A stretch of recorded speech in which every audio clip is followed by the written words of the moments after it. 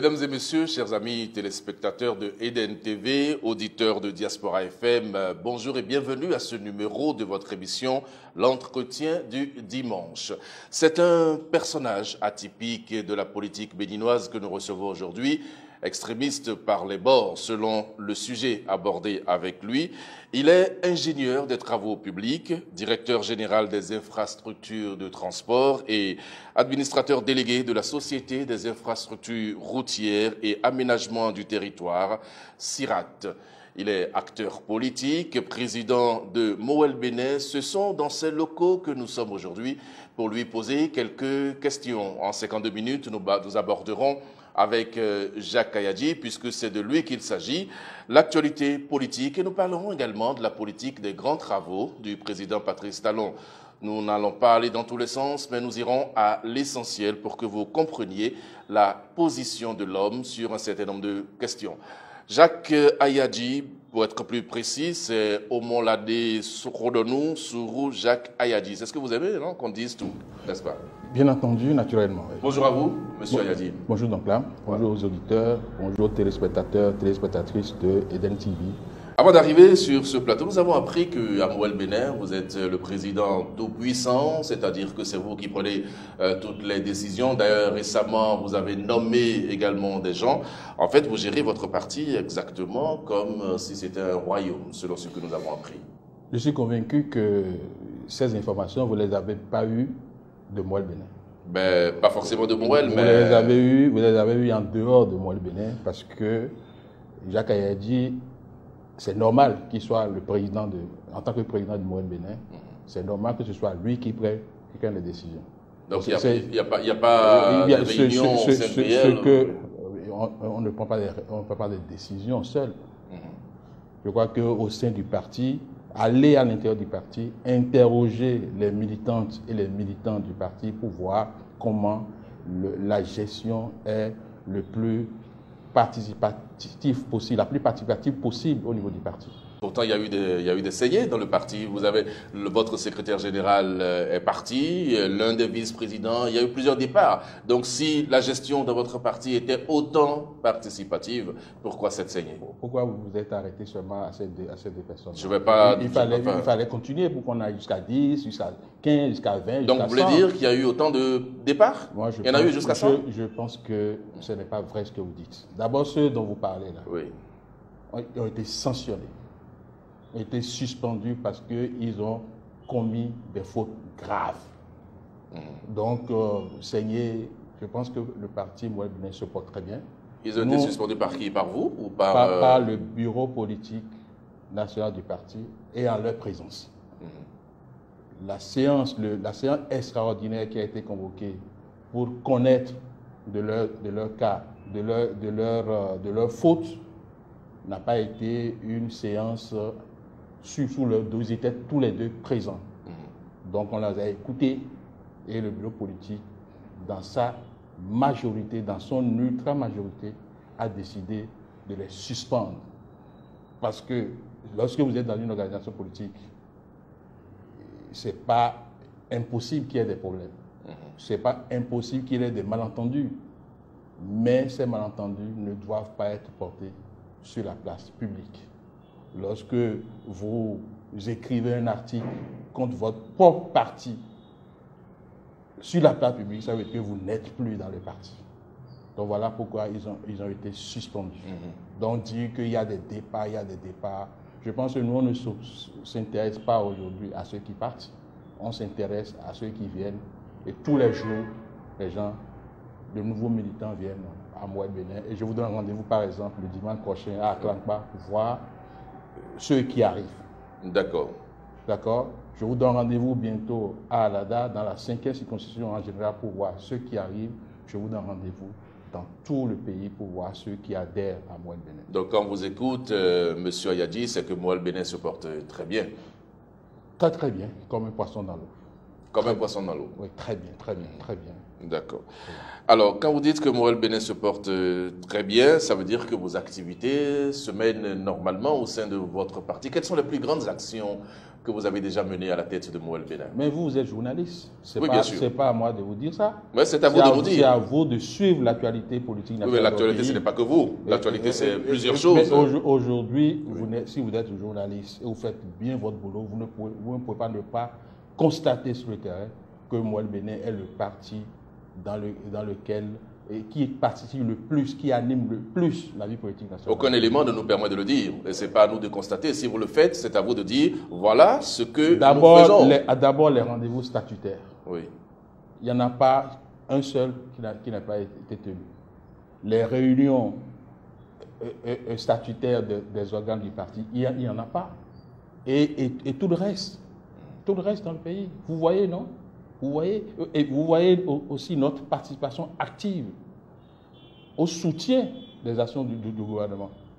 Nous sommes aujourd'hui le seul parti au niveau de la majorité présidentielle à avoir mis en place une structure dédiée à l'appropriation et à la vulgarisation des actions du gouvernement. Vous le savez très bien. Je ne sais pas. C'est vous qui êtes en train de le dire. Non, vous le savez. Non, je ne sais pas, parce qu'il y a tellement de choses sur lesquelles... Si vous ne le savez pas, c'est grave.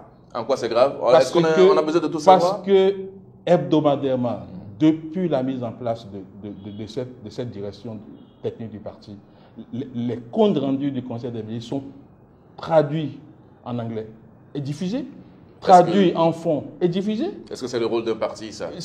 Nous sommes en soutien fidèle et loyal aux actions du gouvernement. Est-ce que vous n'en faites pas un peu trop? Est-ce que vous n'en faites pas un peu trop? On en fait. Parce que si vous le faites, qu'est-ce que la direction de la communication gouvernementale fera? Nous accompagnons la direction de la communication. En faisant plus que la direction? C'est vous qui dites que nous faisons plus. C'est une question que je vous pose. C'est vous qui dites que nous faisons plus. Non, je vous pose la question. Nous complétons ce complétez. que la direction de la communication, le secrétaire général du gouvernement, qui s'occupe de porter la parole du gouvernement, nous l'accompagnons. Puisque vous savez pas, vous vous souvenez que la dernière fois, bien chaque fois que nous sommes en activité, on l'invite pour qu'il vienne nous présenter, n'est-ce pas, les actions du gouvernement pour que nous, à notre tour, nous puissions les vulgariser. Donc c'est dans cet objectif de vulgarisation que nous avons mis en place cet organe-là pour d'abord nous-mêmes comprendre et intérioriser les actions, c'est ce que nous appelons appropriation, pour enfin les vulgariser. Donc on ne fait pas plus que ce que vous dites là. Oui, mais vous savez que c'est votre parti, c'est vrai. Nous vous concédons les actions que vous menez. Oui. Mais nous constatons également que vous êtes dans d'autres actions qui sont des actions culturelles, des actions sociales. La dernière fois, on vous a vu aux côtés des handicapés. Est-ce que ça aussi, c'est le rôle d'un parti? Est-ce que vous n'avez pas le sentiment d'aller dans tous les sens, monsieur Omolade, Rodonousourou, Jacques Ayadji? D'abord, un parti politique, au vrai sens du terme, doit être l'émanation du peuple tout entier. Dans un parti politique, nous devons pouvoir avoir le peuple en miniature. Les handicapés, les personnes vivant en situation de handicap là, dont vous parlez, là, ils ne sont pas des Béninois. Ils sont pas des Béninois. Les artistes ne sont pas des Béninois. Les commerçants, les transporteurs, tout ce monde-là ne sont pas des Béninois. C'est pourquoi nous sommes pour le Bénin inclusif. C'est pourquoi vous devez avoir suivi que il y a quelques jours, nous avons positionné une conseillère spéciale au niveau de Moël Bénin pour s'occuper des questions de l'inclusion. Parce que le Bénin a besoin de tous ses fils pour pouvoir avancer. Donc si pour vous, ce n'est pas une bonne chose de nous intéresser à ces choses-là, mais pour Moël Bénin, qui rêve d'un Bénin uni, d'un Bénin inclusif, je crois que ça fait partie de notre projet. Oui, mais quand on voit un parti politique comme le vôtre, aux côtés des artistes, aux côtés d'un certain nombre de personnes, on se dit, mais est-ce que ce n'est pas une ONG que vous avez créée? C'est vous qui... Parce qu'on vous a entendu abondamment dans les obsèques de Vivi l'International. On s'est demandé, mais qu'est-ce qu'un parti va chercher à ce niveau-là, alors que les militants sont ailleurs? D'abord, notre pays souffre d'un mal. Lequel? Profond. Il faut pouvoir, comment on appelle, témoigner. Moi, j'ai fait une école politique que je ne vais pas nommer ici, où on nous a formaté un peu sur la trilogie du choix, du témoignage et de reconnaissance.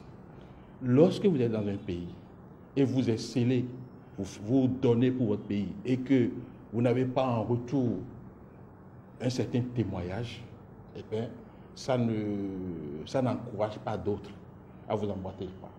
Nous ne célébrons pas nos valeurs au Bénin.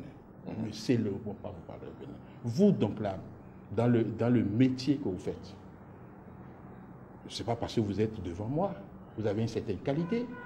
Il faudrait qu'il puisse avoir dans le pays un système pour valoriser les gens comme vous, pour témoigner pour des gens comme vous, pour que ceux qui vous regardent cherchent à vous emboîter le pas.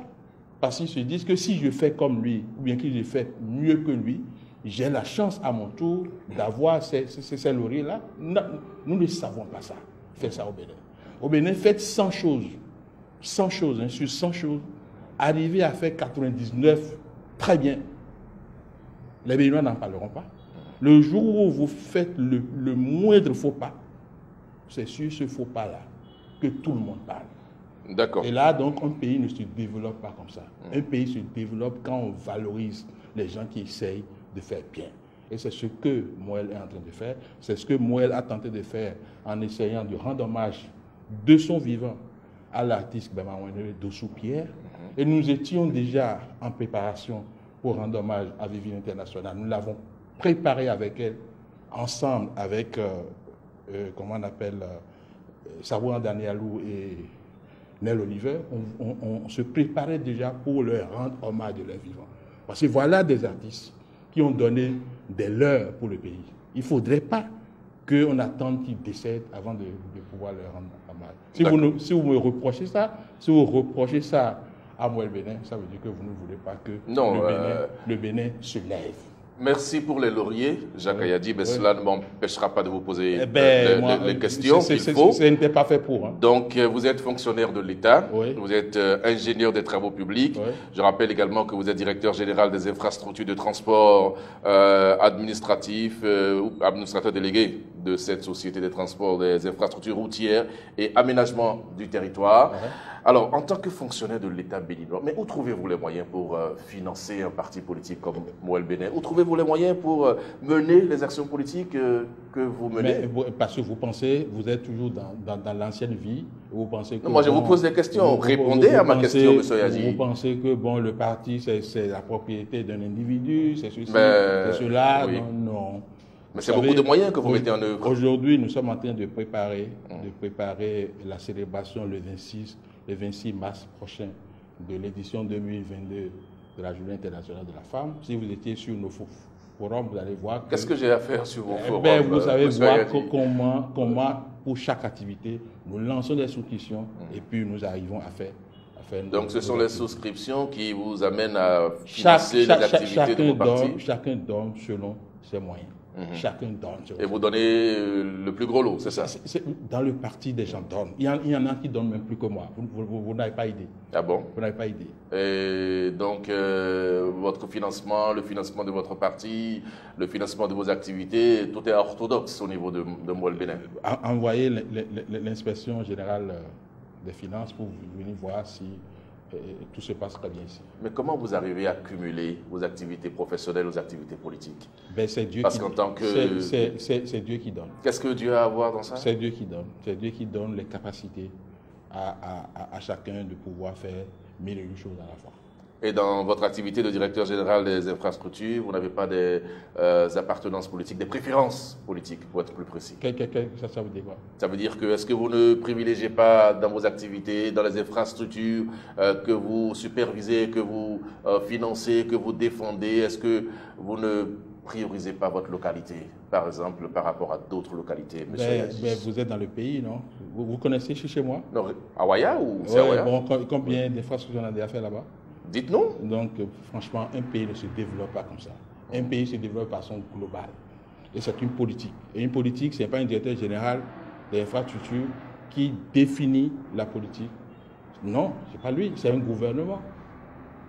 Et puis, si vous essayez de me suivre un peu dans mes prises de position devant des militants, ou lorsque vous allez les voir, ils disent « Ah non, faites-moi cette route ». Non. Si moi j'utilise ma position de directeur général des transports, parce que le président de la République prend les ressources de nous tous pour réaliser les travaux pour tous les Béninois, si moi je vais là-bas pour les utiliser à des fins politiques, je suis un escroc. C'est ce que moi je refuse de faire, parce que ce qui est fait là, l'argent qu'on utilise pour construire telle infrastructure ou telle infrastructure, ça appartient à tout le monde. Ça appartient au parti de la mouvance, ça appartient au parti de l'opposition.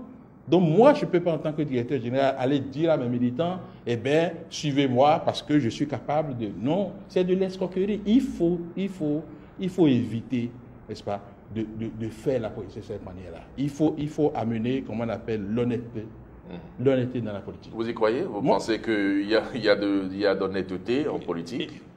Moi, j'y crois.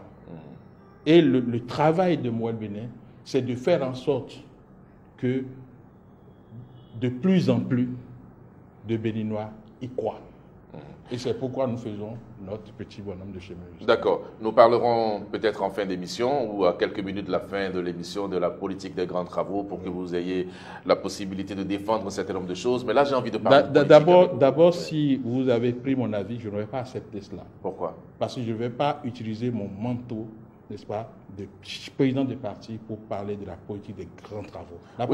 La politique des grands travaux au Bénin, c'est le président de la République. Mais tout à l'heure, vous aviez dit que vous avez mis en place tout un système pour soutenir les actions du gouvernement. Bien sûr. Donc ça fait partie des actions du gouvernement. Là, je peux parler de cette politique en termes de soutien du parti Moël Bénin aux actions. C'est tout ce que je vous demande. Mais pas de politique en tant que... Non, vous voyez que c'est difficile. Vous-même, vous voyez déjà que c'est difficile de faire la part des choses, de faire la différence entre... On peut faire la différence. Si moi, j'avais la police de cette émission, on ne parlerait pas de grand travaux jusqu'à la fin. Bon, c'est moi qui ai la police, malheureusement. Vous avez la police, si donc, vous venez, on en parlera. Et vous allez faire la promesse de répondre à toutes mes questions. Je répondrai dans la mesure de mes possibilités. D'accord. Parlons politique, Jacques Kayadi. Vous êtes candidat aux élections législatives dans quelle circonscription électorale? Vous n'êtes pas président de la Sénat? Non, je vous pose la question. Vous n'êtes pas président de la Sénat. Vous êtes candidat dans quelle circonscription électorale? Je ne suis pas, comme vous l'avez cru au départ, l'omnipotent, l'omniscient de Moël Bénin.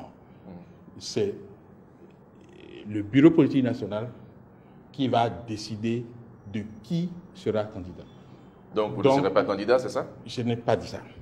Ce n'est pas moi, parce que je suis président de parti. Comme vous avez dit, je suis dans un royaume. Vous avez dit, bon, voilà. Non, c'est une question que je vous ai posée. Je dis, je ne sais pas, parce que je ne suis pas habilité à le savoir. Ce n'est pas moi qui décide, c'est le bureau politique national qui va décider. Et il y aura des critères. Nous sommes à 10 mois des élections. Donc, moi, je ne sais pas qui sera candidat. Donc, si je ne sais pas qui sera candidat, je ne sais donc pas si je serai candidat ou pas. À plus forte raison, aller savoir dans quelle situation je le serai. Mais votre parti va quand même aux élections législatives? Ça, je vous dis oui, de façon péremptoire. Moël Bénin sera présent aux élections législatives. Mais vous n'êtes pas la CEDA, pourquoi vous le dites? C'est la CEDA qui décide de qui va aux élections? Non, la CEDA ne décide. D'abord, vous ne savez même pas ce qu'on appelle participer à une élection. Vous ne savez pas. Ah bon? Apprenez-moi ce que c'est alors. Moël Bénin ne va pas participer aux élections législatives de 2023 parce qu'il ira remettre sa déclaration de candidature à la CEDA. Mais vous l'avez fait précédemment pour d'autres élections et pourtant vous n'avez pas participé. Parce que vous ne savez pas ce qu'on appelle. Mais vous ne savez pas ce qu'on appelle participer à une élection. Allez-y. Moël Bénin a participé aux élections législatives de 2019, a participé aux élections communales de 2020. En n'ayant aucun élu, en n'étant même pas autorisé à participer. Si vous pensez que la participation se limite à faire une déclaration de candidature ou à déposer au dossier, mais c'est vous qui faites, c'est tout faux. C'est ça la participation. Non, c'est tout faux. Si on lance un concours pour recruter des gens et que vous avez déposé votre dossier et lors de l'évaluation préliminaire des dossiers, votre candidature a été rejetée, vous l'avez dit, vous n'avez pas participé au concours là? Je n'ai pas participé. La participation effective, c'est la compétition. Ça, c'est comme ça. Mais vous contournez ma question, M. Yadi. Et vous allez répondre à ma question. Vous n'êtes pas à la Sénat. D'accord? Donc, vous n'êtes pas sûr de participer aux élections législatives. Quand vous dites de façon péremptoire que vous serez présent, ça donne nettement le sentiment que vous êtes dans le secret des dieux et que vous savez déjà qui sont ceux qui iront aux élections. Moël Bénin, à la date limite et à l'heure limite de remise des déclarations de candidature à la Commission électorale nationale autonome sera là-bas. Et si votre déclaration est rejetée? Mais on va aviser. Mais ça ne signifierait pas que Mouel Bénin n'aurait pas participé aux élections de 2023. Oui, c'est ça la participation. Ce n'est pas parce que vous êtes allé à un examen, vous avez échoué à une étape ou à une autre du déroulement de l'examen que vous n'y avez pas participé. Il faut le comprendre une fois pour toutes. J'entends les gens dire oui, bon voilà, c'est leur dernière chance, ils n'y participent pas. Oui, bien sûr. C'est faux, c'est faux, c'est faux, c'est faux et c'est faux. Parce que nous avons eu un récépissé provisoire 2 fois à la Sénat. Donc, la Sénat ne peut pas faire le point des partis politiques qui ont pris part aux élections de 2019 et aux élections de 2020 sans parler de Mouel Bénin. La non-participation à une élection au sens du droit positif de notre pays, c'est les partis politiques qui ont une existence légale et qui ne font même pas la démarche d'aller aux élections. Je ne vais pas en citer ici. Oui. Je ne vais pas en citer. Mais il y a plein de partis dans le pays qui, au fil des ans, quand on dit qu'il y a élection, ils ne vont pas faire acte de candidature. C'est ceux qui ne font pas acte de candidature qui, au sens de la loi, n'ont pas participé à une élection. Donc, contrairement à ce que beaucoup de Béninois pensent, Mouel Bénin, depuis 2018, a toujours pris part aux différentes élections. Et de la même manière, en 2023, nous serons présents. Cette fois-ci, nous souhaitons et nous nous préparons pour cela que notre logo figure sur les bulletins uniques. Voilà. Mais qu'est-ce que vous voulez aller faire à l'Assemblée nationale? Qu'est-ce que Mouel Bénin veut aller faire à l'Assemblée nationale? Mouel Bénin veut aller à l'Assemblée nationale, par exemple, pour que les émissions du genre ne soient pas que français. Quel est le rapport? Vous n'avez pas besoin d'être à l'Assemblée pour que les émissions du genre ne soient pas en français seulement. Vous savez, le débat parlementaire, on dit que le Parlement est une représentation du peuple, le peuple en miniature. Et les débats sont exclusivement faits en français. C'est pas normal. C'est pas normal. Si Mouel Bénin va à l'Assemblée, Mouel Bénin va travailler à revoir le règlement intérieur de l'Assemblée nationale pour que le débat ne soit pas fait qu'en français. Qu'il y ait des interprètes, qu'on développe au niveau de l'Assemblée nationale un service d'interprétariat pour que même si des gens s'expriment en français, qu'il y ait des traductions. Et que si un député veut s'exprimer en fond, en bariba ou en lopa pour vous faire plaisir, eh bien qu'il y ait des gens pour traduire. Moi, Bénin veut aller à l'Assemblée nationale pour que les Béninois de l'extérieur soient représentés à l'Assemblée nationale. Nous allons travailler sur le code électoral pour cela. Moi, Bénin veut aller à l'Assemblée nationale pour que nous cessions d'aller au scrutin législatif sur la base du scrutin de liste. C'est une escroquerie. Il faut qu'on arrête cela. Que l'élection législative soit une élection uninominale à 2 tours ou à défaut, une élection de liste dont les circonscriptions soient les communes. Ce que nous constatons aujourd'hui, on met plusieurs communes ensemble, on positionne des gens en tête, ici en plusieurs positions au niveau de la liste, et vous voyez quelqu'un qui est en tête de liste, par exemple, qui est d'une commune C, et qui est rejeté complètement dans cette commune-là. Rejeté. Personne ne vote pour cette personne là où il est. Mais il y a un autre qu'on a mis en deuxième position, qui est bien adulé dans sa commune et autres, et les gens votent massivement pour cette personne-là. Et après, on fait le décompte des voix du parti, on constate que le parti n'a droit qu'à un seul siège. Qu'est-ce qui se passe? C'est celui qui est rejeté qui va à l'Assemblée, au détriment de celui... Non, ça ne peut pas continuer comme ça. Donc nous irons à l'Assemblée nationale pour aller défendre le scrutin de liste, le scrutin uninominal à 2 tours pour les législatives, ou à défaut, et comment on appelle le scrutin de liste, mais ayant comme circonscription électorale, comment on appelle les communes. Moi, Bénin a beaucoup de choses à aller faire à l'Assemblée nationale. Moi, Bénin, par exemple, n'est pas fier du modèle démocratique que nous avons. Vous voulez remettre en cause le modèle démocratique? Parce que ce modèle n'est pas adapté à notre pays. Ah bon? Oui. Expliquez-vous. Je vous laisse ce la n'est possibilité pas de m'expliquer. adapté à notre pays. Bien sûr. Ce n'est pas du tout adapté à notre pays. Et on doit faire le constat ensemble qu'à la conférence nationale en 1990, nous avons rédigé le programme de l'aliénation de notre pays. Si on ne prend pas conscience de cela, on ne peut jamais changer. On ne peut jamais changer. Si je vous dis, par exemple, Avounon Kousodrob Nondoa, par exemple, je vous dis de me traduire ça en français. Vous pouvez me traduire? Demandez-moi ça. Et je vous demande. Je ne peux pas. Voilà. Je suis honnête avec vous. Ça veut dire que... Parce que... Ça veut dire que... D'abord, la langue que vous avez parlée n'est pas la mienne, donc je ne comprends pas ce que vous avez dit. Il faut comprendre avant de traduire. Non, demandez-moi ça en Lokpa et je vous dirai, je vous ferai la traduction. Je ne comprends malheureusement bon, vous voyez, pas. Donc le problème, c'est pas moi. La chance que vous avez ce matin, c'est parce que vous voulez... Je sais que vous connaissez en privé, vous maîtrisez plus fond que le quoi, que vous connaissez. Donc, vous voulez faire ce contournement-là. Non, c'est un problème. C'est un problème. Il faudrait qu'on soit nous-mêmes. Est-ce que vous avez jamais vu dans votre pays, dans notre pays ici, un ancien roi, par exemple? Vous l'avez jamais vu? Un ancien roi. Vous dites, voilà notre ancien. Vous n'avez jamais vu ça? Pourquoi il faut voir le roi est roi jusqu'à son décès? Ça veut dire que c'est dans nos cultures, ça. Dans nos cultures, c'est ça. Donc, lorsqu'on veut mettre en place un modèle démocratique, il faut en tenir compte. Il faut en tenir compte. Mais vous savez que pour aller à l'Assemblée nationale... Il faut en tenir compte. Pour aller à l'Assemblée nationale, Jacques a dit, le code électoral est clair, il faut avoir 10% sur le plan national. Laissez d'abord... Vous m'avez posé une question. Mais vous avez répondu. La question est importante. Vous avez répondu.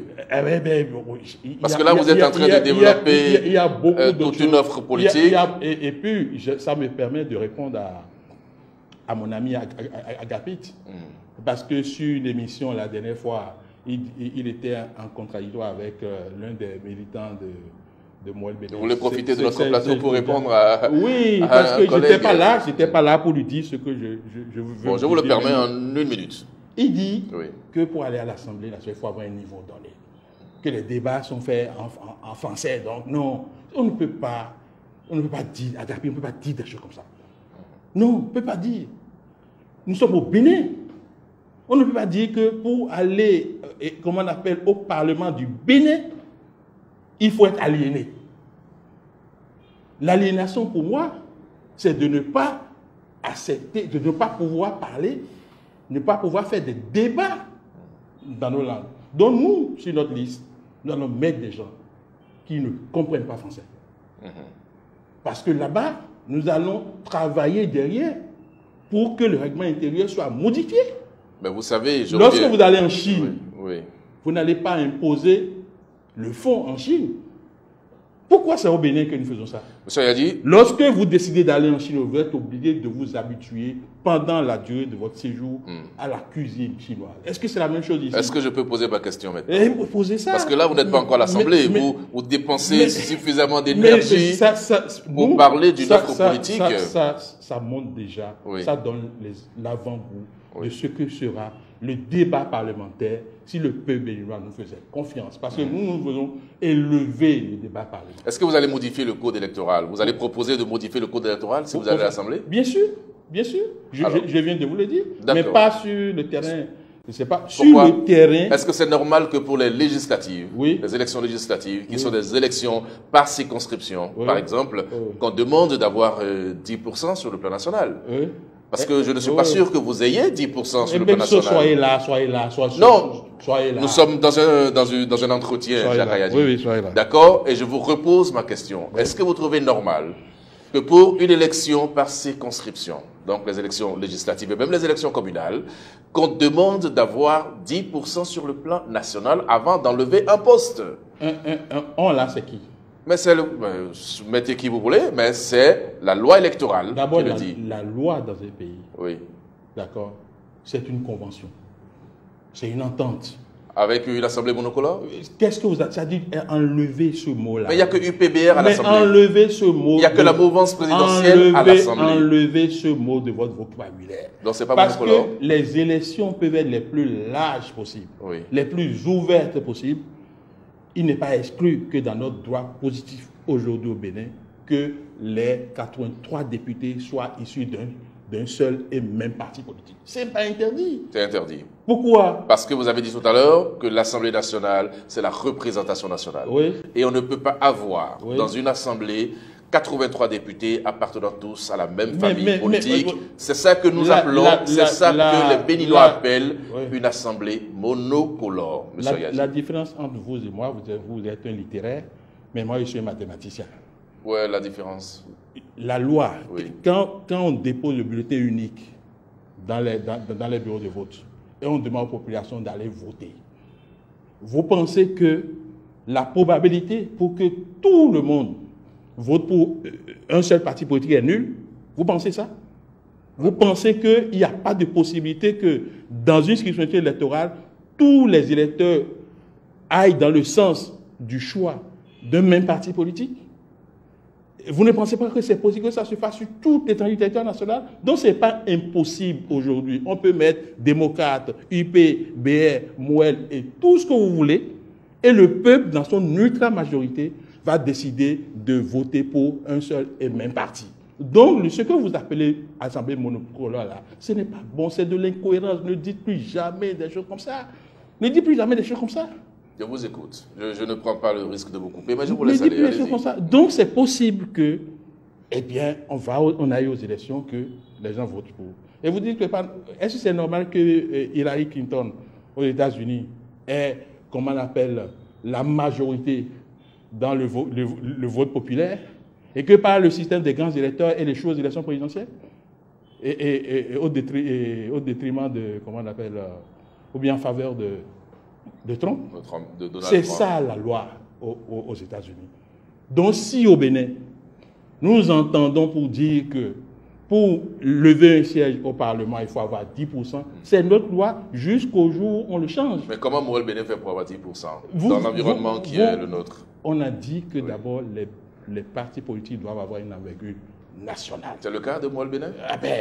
Aujourd'hui, je vous défie de me sortir le nom d'un seul arrondissement du Bénin dans lequel Moël Bénin n'est pas installé. Donc vous êtes dans tous les arrondissements? Et on a eu à le démontrer lors des dernières présidentielles. Comment vous l'avez démontré? Moël Bénin n'a pas d'élu, vous n'avez jamais participé à une élection, vous n'avez pas de maire, vous n'avez pas de chef d'arrondissement, vous n'avez pas de... Comment vous êtes représentatif? Le duo Talon-Talata a demandé au parti Moël Bénin d'être le seul à désigner les superviseurs d'arrondissement sur toute l'étendue du territoire national. Nous l'avons fait. La lettre de transmission des noms, un personnage comme parti Talon ne demande pas, comment on appelle, à un aventurier de désigner ses représentants dans tous les arrondissements du Bénin. C'est tout? C'est votre élément d'appréciation? C'est ça seul qui vous permet ça veut dire, puisque avant de faire ça, on a mis en place une coordination nationale de campagne qui ont fait une tournée. Et chaque fois qu'on va dans un arrondissement, on demande, puisque les 5 partis qui étaient en soutien au duo candidat, on demande leurs représentants. Il n'y a pas un seul arrondissement au Bénin dans lequel Moël Bénin n'a pas répondu présent à l'appel. Et je suis convaincu que c'est sur cette base que 48 heures avant la date du scrutin, le duo candidat a demandé à ce que ce soit Moël Bénin qui désigne tous les 546. On ne demande pas ça à un parti politique qui n'a pas une envergure nationale. D'accord? Donc Moël Bénin, oui, mais l'envergure nationale. L'envergure nationale, monsieur Omolade Rodonou Suroujak a dit, l'envergure nationale, c'est après la participation à l'élection qu'on arrive à savoir quelle est l'envergure. Mais aujourd'hui, et je répète que vous avez été élu nulle part, vous n'avez jamais participé à une élection, donc vous n'avez pas les éléments pour apprécier une quelconque envergure nationale. Je suis d'accord et 1000 fois d'accord avec vous. Parce qu'aujourd'hui, tout ce que Moël Bénin dit, c'est de la théorie. Absolument. Donc, c'est vous qui faites la littérature. C'est de la fiction, ce que la littérature. On a accompagné ici. Il n'y a pas d'indicateur. Il n'y a pas d'indicateur. Il n'y a pas d'indicateur. Il faut avoir l'honnêteté de le reconnaître. Et c'est cet indicateur que nous voulons. C'est pourquoi nous faisons feu de tout bois pour pouvoir aller aux élections législatives de 2023 pour savoir ce que vaut réellement Moël Bénin sur l'échiquier politique. On ne le sait pas aujourd'hui. Tout ce que nous disons là, on va dire oui, bon, c'est parce qu'on a soutenu ici, mais c'est de la théorie. Quelqu'un comme moi ne fait pas des choses comme ça. Mais l'exemple que je viens de vous donner, c'est quand même un élément. C'est-à-dire que, bon, un parti politique, c'est quand même un organigramme, c'est une pyramide. Lorsque vous prenez l'ossature de Moël Bénin, de la présidence jusqu'en bas, les cases sont renseignées. C'est pas ce que vous pensez là, ils n'ont pas encore ça. Ils n'ont pas encore ça. Mais cette structuration, nous l'avons. Mais ce n'est pas ça l'essentiel. L'essentiel, c'est les élus. Voilà. Les élus, l'essentiel, c'est l'électorat. Et c'est ça ce que nous voulons. Alors, est-ce que c'est parce que vous voulez expérimenter cela, M. Jacques Kayadji, vous voulez voir un peu vraiment ce que vaut Moël Bénin sur le terrain des élections, que vous refusez depuis de vous fondre dans l'Union progressiste, par exemple?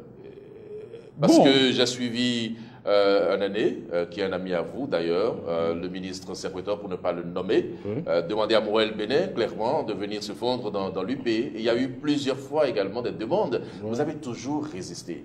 Pourquoi vous le faites? Parce que Moël Bénin a une vision. Je vous ai dit tout à l'heure, est-ce que l'UP est d'accord que à l'Assemblée nationale, à la conférence nationale, nous n'avons fait que rédiger le programme d'aliénation de notre pays? Est-ce qu'il est d'accord? S'il est d'accord sur ça, on peut se mettre ensemble pour réfléchir. Parce que si vous avez un problème et vous n'arrivez pas à poser ce problème-là, vous ne pouvez pas lui trouver de solution. Est-ce que l'UP est d'accord aujourd'hui que le modèle démocratique qui est le nôtre n'est pas adapté et comment on appelle à notre pays? Est-ce qu'il est d'accord? Est-ce que l'UP est d'accord pour que l'idéologie au niveau des partis politiques ne soit plus une faculté, que ce soit une obligation? Est-ce que l'UP est d'accord que les Béninois de l'étranger aient de sièges au Parlement? Est-ce que l'UP est d'accord qu'on revoie le règlement intérieur de l'Assemblée nationale pour que les débats ne soient pas exclusivement faits en français? Est-ce que, et je vais allier les questions. Mais si le président Patrice Talon vous intimait l'ordre de vous dissoudre dans l'UP? Vous ne connaissez pas. Me répondez. Vous ne connaissez pas le président Patrice Talon. Et si ça arrivait? Le président Patrice Talon ne demande pas des choses comme ça. Vous êtes sûr? Oui, vous ne le connaissez pas. Allez-y, puisque vous le connaissez mieux que vous. Vous ne le connaissez pas. C'est l'homme le plus ouvert possible que moi j'ai connu. Dans son ouverture, il vous dit, Monsieur Ayadi, puisque je défends une réforme de système partisan qui nous amène au grand bloc, Monsieur Ayadi, je vous demande de vous fondre dans l'UP. Il peut vous le demander, quel qu'il soit. Moi, je sais que le président ne pourra pas me demander ça parce que je le connais. Maintenant, s'il demande, on va discuter, on va échanger. C'est une personnalité qui est ouverte aux discussions, on va discuter. Si, à la fin de la discussion, la décision est quand même de le faire, on le fera. D'accord. Parce que nous sommes un soutien fidèle et loyal au président de la République. Mais ce n'est pas quelqu'un qui va dire, bon, écoutez, je tape sur la table, allez, rapide. Non, il va peut-être demander ça. Et puis, si nous, on a des contre-éléments, des contre-argumentations à faire, on va faire. Et je vous assure, le jour où vous aurez le plaisir d'échanger avec lui, vous allez savoir que c'est l'homme le plus ouvert qu'on peut le faire. Donc, si le débat de la fusion, comment on appelle, de Moël Bénin avec un autre parti, va se poser et que le président Patrice Talon va en prendre l'initiative, je suis convaincu que nous allons échanger. Et je vous renvoie également à ces propos le 6 février 2021, quand il nous a rendu visite à Moël Bénin. Il a dit que, bon, il avait souhaité que, bon, que Moël Bénin soit et que, d'argument en argument, qu'il a fini par laisser faire, et que par la suite, il a vu que bon, on peut faire comme ça. Qu'il y a des gens qui peuvent chercher à maintenir leur identité. Et je crois que de votre observation sur l'échiquier national, vous devez constater que Mohamed Bennet a quand même une identité. Mohamed Bennet fait des choses que les autres ne le font pas. Parlant justement des autres, Jacques Kayadi, vous faites partie d'une mouvance présidentielle, vous l'avez rappelé vous-même, mais on a le sentiment que vos rapports avec les autres partis de la mouvance présidentielle sont quelque peu conflictuels, c'est-à-dire que vous n'êtes pas toujours compris, vous avez réagi à certains propos, d'abord de l'Union progressiste où un conseiller vous a proprement laminé, il faut le dire comme ça, vous avez essayé de donner une réponse. Vous avez réagi également récemment sur une sortie de l'UDBN. Avez-vous besoin chaque fois de vous emporter, d'aller dans des envolées alors que les gens parlent de vous, Monsieur Yadi? Quand vous dites vous parlez de qui? Je parle de votre parti. Nous parlons de Mohamed Bennet ici. C'est clair. Mais bon, on sait que votre parti, c'est vous. Parce que jusque-là... Votre parti n'aurait rien fait si vous n'avez pas été instigateur, Non, vous ne connaissez pas Mohamed Bennet. Bon, finalement, nous, on demande à connaître. C'est pour ça qu'on vous reçoit d'ailleurs. Moi, je n'ai pas de position. Okay. Si moi j'avais eu une position donnée, à donner et à imposer, on n'aurait pas réagi, comme on appelle, à ce qu'un conseiller de l'UP a dit. Mais vous n'avez pas empêché la réaction non plus. Non, je ne peux pas empêcher. Vous avez laissé faire. Ça veut dire que, voilà, Mohamed Bennet, c'est la décision. Vous avez laissé faire parce que ça vous arrangeait non, aussi? Non, en tout cas, je vous ai dit ma position personnelle. Mais normalement, ce n'est pas quelque chose que je dois vous dire. Une fois que le parti, dans son ensemble, a décidé de réagir, a réagi. Donc, je suis content de vous parce que vous avez dit on ne fait que réagir. Ça veut dire que l'action, nous ne le faisons jamais. En termes de créer de la zizanie au niveau de la mouvance, nous ne faisons jamais l'action. Et donc, nous venons toujours en réaction. Le silence aussi est une réaction. La seule fois que nous avons agi, c'est une action contre nous-mêmes. Dans nos relations avec l'Union progressiste, vous vous rappelez que nous avons décidé au niveau des communales, après notre élimination par la Sénat, décidé d'accompagner l'Union progressiste.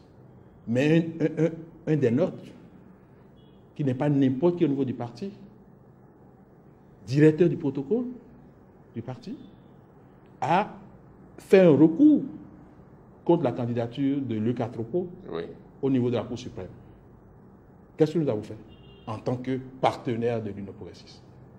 Nous avons suspendu ce responsable, ce haut responsable du parti, nous l'avons suspendu du parti parce qu'il s'est mis à poser des actes pour créer de la zizanie entre nous et notre partenaire qui est l'UP. Voilà ce que nous faisons. Donc, si les autres choisissent de faire autrement et que les instances du parti décident de réagir, moi, je ne peux pas en tant que président. Vous mettez tout sur le dos des instances du parti. Mais un parti n'est pas personnifié, non. C'est pourquoi, bon, je crois que vous avez suivi un peu les coulisses, puisque vous êtes au siège de Mohamed Bennet ici. Quand je suis venu tout à l'heure, j'ai dit au directeur de l'information, de la production et de la communication, qu'est-ce qu'il a dit? Dans vos sorties là, mettez moins d'accent sur le nom Ayadi et parlez beaucoup plus du parti. Vous l'avez entendu, non? Je n'ai pas entendu. Ah ben, j'étais occupé à autre chose. Demandez à vos collaborateurs, ils l'ont entendu. Donc, en fait, non, un parti, ce n'est pas un norme. Parce que demain, je serai plus là. Si les gens parlent de Moël, c'est Jacques, et le jour Jacques ne sera plus là. Vous voulez que le parti disparaisse? Non. C'est les instances. Un parti, c'est des instances. C'est vrai que le président a un pouvoir. Oui. Il en a même de discrétionnaire, mais ce n'est pas parce qu'on a le pouvoir de faire quelque chose qu'il faut toujours le faire. D'accord? Donc voilà. D'accord, mais comment faites-vous quand même, ou comment ferez-vous prochainement pour améliorer vos rapports avec les autres membres? Mais je vous dis que nous ne sommes pas dans l'action. Nous ne sommes pas dans l'action. Vous devez toujours réagir. La question que vous devez poser là, c'est une question que vous devez poser aux autres. Parce que, et j'ai aimé un peu, comment on appelle, le directeur adjoint de l'information, de la production et de la communication la dernière fois sur une radio de la place, où il disait que les gens veulent de Moël avec eux. Ils veulent de Moël avec eux. Mais leur âme pour amener Moël avec eux, c'est de taper sur Moël.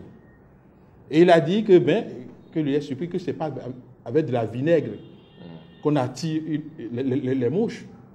D'accord? Mais Moël Bénin est fier qu'aujourd'hui, bien que n'étant pas le seul parti politique de la mouvance à ne pas être dans un bloc, eh bien tout le monde s'attaque à Moël. C'est très bien. Parce que ce n'est qu'à l'arbre qui porte des fruits mûrs que... Comment on les appelle? On jette des pierres, c'est ça? Des pierres. On jette des pierres. Donc, tant qu'on serait en train de parler de Moël comme ça, nous, quand on fait nos débriefings au niveau des instances pour parler un peu de ces choses, de ces cours que nous recevons, ça nous permet de conclure à la bonne santé du parti. Parce qu'il n'était que des rigolos. Personne ne parlerait de nous. Qui s'est jamais intéressé à un rigolo? Donc, plus les gens parlent de Moël, plus nous sommes fiers de dire que nous sommes sur le très bon chemin.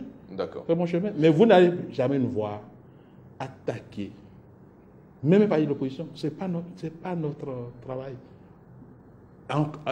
À plusieurs raisons, une partie de la mouvance, Moël Bénin ne prendra jamais l'initiative de le faire.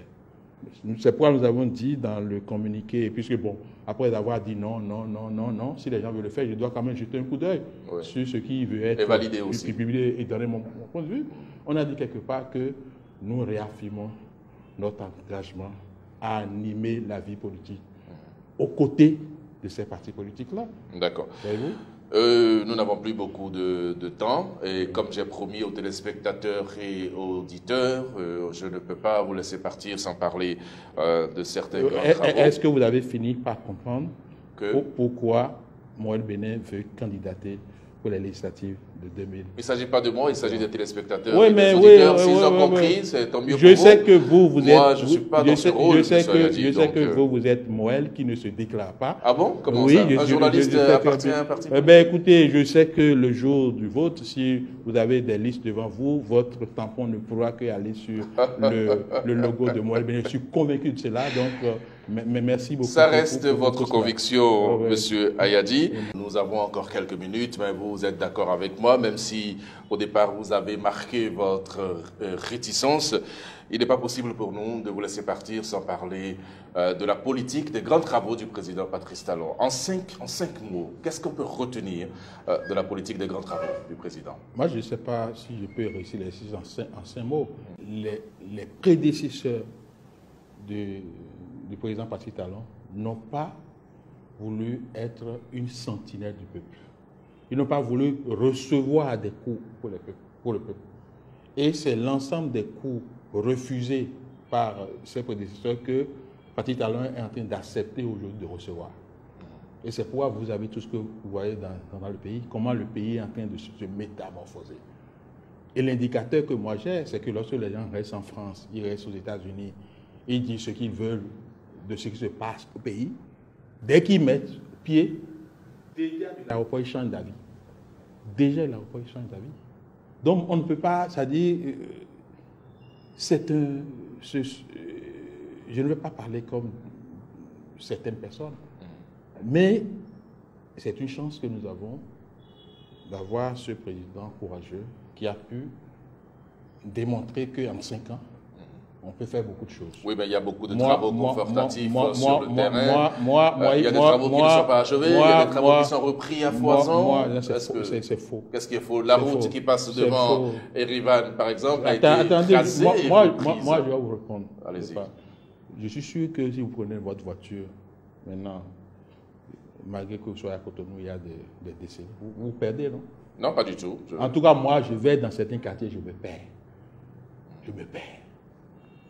D'accord? Oui. Parce que tellement les choses sont révolutionnées. Et avant, quand je revenais au pays, je suis un peu déçu d'arriver à l'aéroport de Cotonou. Aujourd'hui, quand vous arrivez, vous avez une certaine fierté, oui ou non?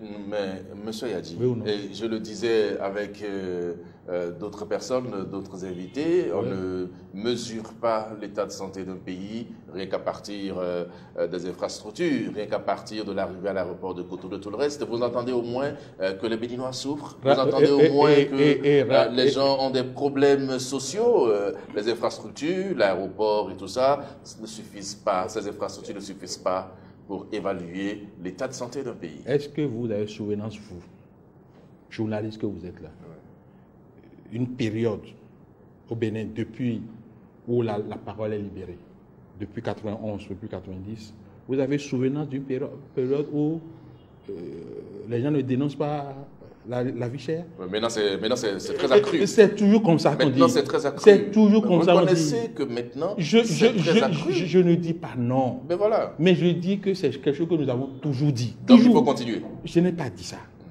Je n'ai pas dit ça. Vous savez, le développement, c'est un processus. Il n'y a personne qui est heureux dans son corps et dans son être quand il amorce le travail pour conduire au développement. Même à l'échelle individuelle, à l'échelle personnelle, lorsque vous voulez faire quelque chose, vous voulez construire quelque chose, ça agit sur votre vécu. Si vous êtes, par exemple, en location et vous décidez de construire votre propre maison, certains loisirs que vous avez, vous passez à côté. Même la femme, pour donner naissance à l'humanité, là. Vous pensez qu'elle ne souffre pas? Vous voulez parler des douleurs de l'enfantement? Non, c'est ça. Et c'est quand l'enfant sort. Si la femme dit, est-ce que l'enfant va sortir? Est-ce que le sourire qui apparaît au niveau de la femme, lorsque le bébé sort et il crie là, ce sourire va arriver? Donc il n'y a aucun pays au monde où, quand on travaille pour se développer, on est même le paysan quand il veut produire le maïs que nous mangeons à Cotonou, sans grands efforts. Mais il souffre. Mais pourquoi c'est au peuple qu'on demande de souffrir? C'est moi qui ai demandé au peuple de souffrir maintenant. Oui, c'est pour vous dire pourquoi les autorités qui nous dirigent ne souffrent pas autant que le peuple. Pourquoi vous pensez que c'est le peuple qui doit se saigner pour que le pays se développe alors que nos dirigeants ne se saignent pas autant? Je vous ai dit une chose, et quand je dis les gens me trop extrémistes, c'est tout. Je vous ai dit qu'à la conférence nationale, nous avons rédigé le programme de l'aliénation de notre pays.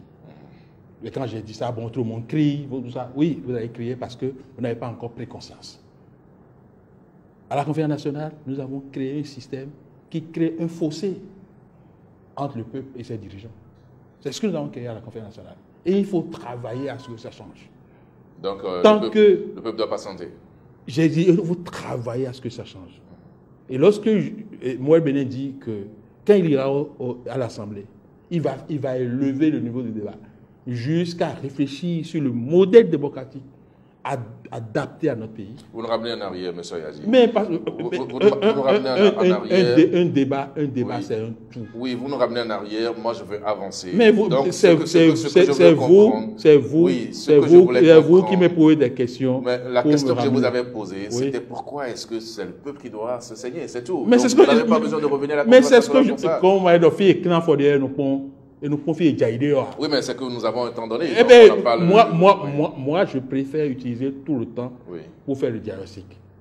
D'accord. Parce que lorsque vous réussissez le diagnostic, le reste, là, ça coule de source. Les téléspectateurs de Eden Télévision et les auditeurs de Diaspora FM rêvaient vraiment de vous entendre. Ça fait un moment que vous avez été sollicité 1001 fois, mais aujourd'hui que vous avez la chance, ou nous avons la chance de vous avoir sur notre plateau, ce serait que nous vous demandions pourquoi est-ce que la voix à Kassato, Glo, à Lada reste une voie à sens unique? Pourquoi est-ce qu'il y a autant d'accidents sur cette voie? Et pourquoi est-ce qu'un arrêté ministériel a voulu que les usagers utilisent juste un coin de cette voie? On ne vous voit jamais sur le terrain malgré toutes les demandes. Qu'est-ce que vous avez à dire à tous les téléspectateurs de Eden et auditeurs de Diaspora par rapport à cette situation précise? D'abord, aller sur le terrain ne suffit pas à aller à Eden TV. Non, ce n'est pas la même chose. Oui, d'accord. Mais vous ne passez pas par là? Est-ce que vous passez par là? Bien sûr. Je suis allé plusieurs fois sur le terrain. Et on n'a jamais dit aux usagers de passer quelque part. On a dit aux 2 roues. Oui. Aux 2 roues seulement. De passer Mais c'est une voie à sens unique? Non, c'est pas à sens unique, c'est à double voie. C'est 2 fois. D'abord, je ne vais pas trop parler de ça parce que on ne va pas prendre tout notre temps à tirer sur l'ancien régime. On ne va pas prendre tout notre temps. Je ne veux pas parler de ça. Mais c'est quelque chose que nous avons hérité. Et vous êtes dans ce pays, vous avez entendu tous les cris que personnellement, dans une ancienne vie, j'ai eu à donner sur la manière dont Akassa Doboyko était en train d'être réalisé. Aujourd'hui, c'est un problème. Le gouvernement est en train de s'organiser pour reprendre de Cotonou jusqu'à Mananville en 2 fois. D'accord? Mais c'est progressif. D'accord. C'est pourquoi on a dit, pour la sécurité des usagers de ce tronçon à 2 roues, qu'ils n'ont qu'à, pour le moment, épargner leur vie, sauver leur vie en ne se livrant pas à la mort. Parce que qu'est-ce qui se passe? Comme il y a le terre-plein central avec des bordures infranchissables, lorsque les 2 roues sont sur cette voie et qu'ils voient même le danger venir les écraser, ils n'ont pas la possibilité de fuir. Donc on dit non, c'est encore beaucoup mieux de rouler votre moto sur une voie en terre qui n'est pas très confortable et de pouvoir quand même aller chez vous, que de tenir à rester sur, comment on appelle, la chaussée bitumée et vous laisser écraser. D'accord. C'est ce que nous disons en attendant que ce projet ambitieux du gouvernement puisse être réalisé. Votre caméra est devant vous, M. Ayadji. 30 secondes pour la conclusion de cet entretien. Je suis très heureux de l'opportunité que vous donnez à Moël Bénin de s'exprimer. Je remercie les Béninoises et les Béninois de m'avoir suivi et je leur dis que Moël Bénin est là. Il grandit et il souhaite en 2023 savoir jusqu'à quel point et comment on appelle, ces idées sont partagées par le PBB. Moël Bénin veut savoir ce qu'il vaut réellement, veut faire un exercice électoral et savoir si ses visions, ses idéaux sont partagés. Nous n'allons pas à l'Assemblée pour aller faire des débats de cuisine, nous allons à l'Assemblée pour des choses précises, pour que les Béninois et les Sériois soient représentés, pour que toutes les couches du Bénin soient représentées, que le français ne soit pas la seule langue officielle du Bénin, et tel que le président Patrice Talon a réussi à définir les chefs-lieux des départements, qui, puisque Dieu l'inspire, à définir 2, 3, 4 ou 5 langues nationales, etc., etc.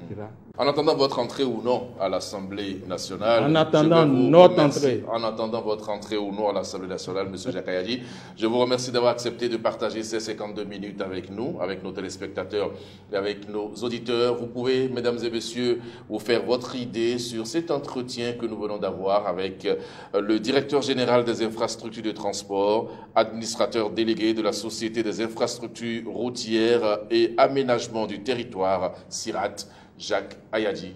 Merci pour votre aimable attention. À dimanche prochain pour un autre numéro de l'entretien du dimanche.